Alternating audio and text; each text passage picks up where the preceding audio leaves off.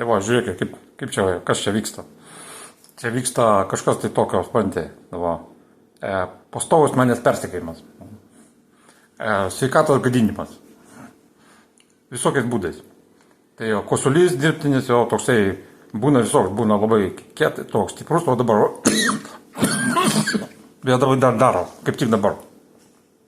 Suprantate, jisai akių graužatį padaro, kada labai nepatinka kažką nors rašau. Tai tokio.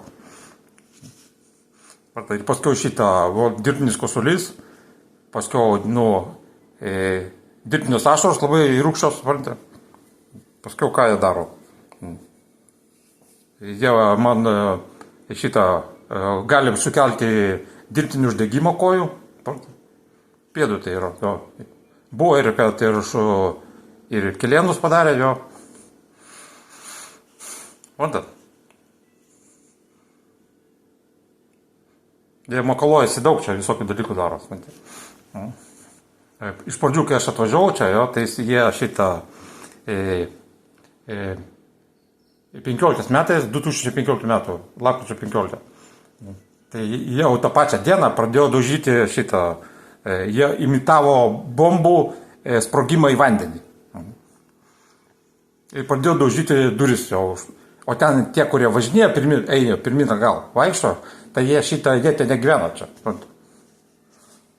Tai paprasčiausiai iš to šoninio durų jie įeina, laisvai įeina ir šitą ir pradeda vaikščioti ir daužo duris. Užtrenkia, tai padaryta. Nėra to, žinai, kur tos stabdys toksai. Nėra. O kodėl nėra? Patys suprantat. Kad būtų garsas daugiau. Garso, kuo daugiau triukšmo būtų.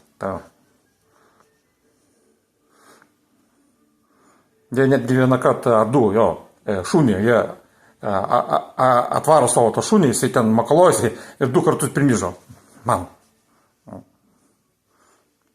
Tokie fintai čia vyksta.